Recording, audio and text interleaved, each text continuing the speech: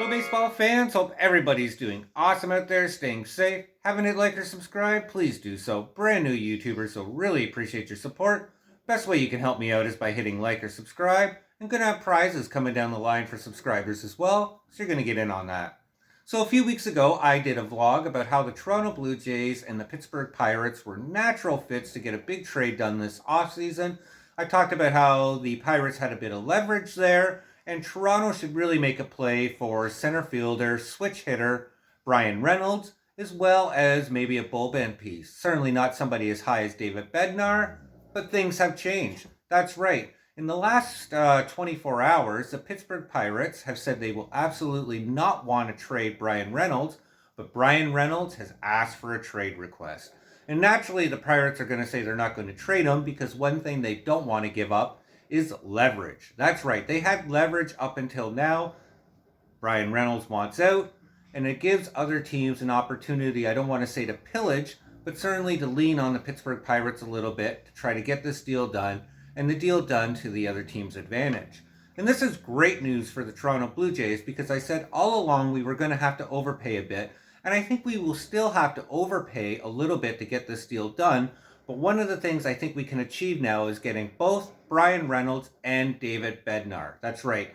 Their all-star closer. And coupling him with Jordan Romano and the acquisitions that the Toronto Blue Jays have already done would make the Toronto Blue Jays bullpen stellar.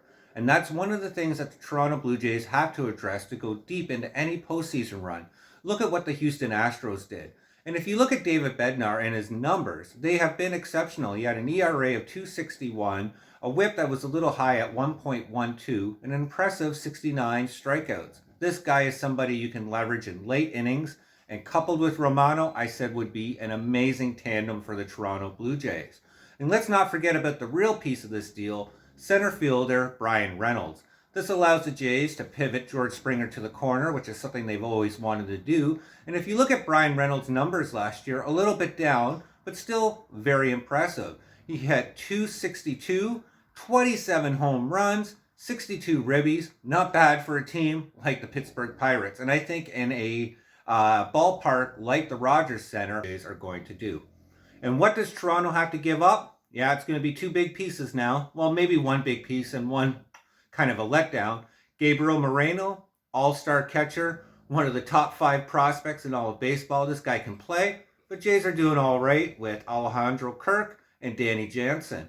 And we're probably going to have to up the ante just a little bit to get David Bednar. And I'm thinking it's going to be Cavan Biggio, somebody who's cost-effective for the Pirates, somebody who can play lots of positions. And we already have somebody like that in Lourdes Gurriel Jr.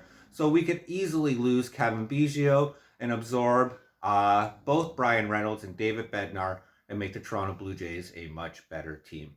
Let me know what you think in the comments below. Do you think the Jays can get this deal done? And do you think they can get it done quick? Do you think Gabriel Moreno and Cavan Biggio for Bryan Reynolds and David Bednar is a little too high? I always said we'd have to overpay, but at least we're overpaying to get 2 people that specifically address the Toronto Blue Jays' needs. Let me know what you think in the comments below.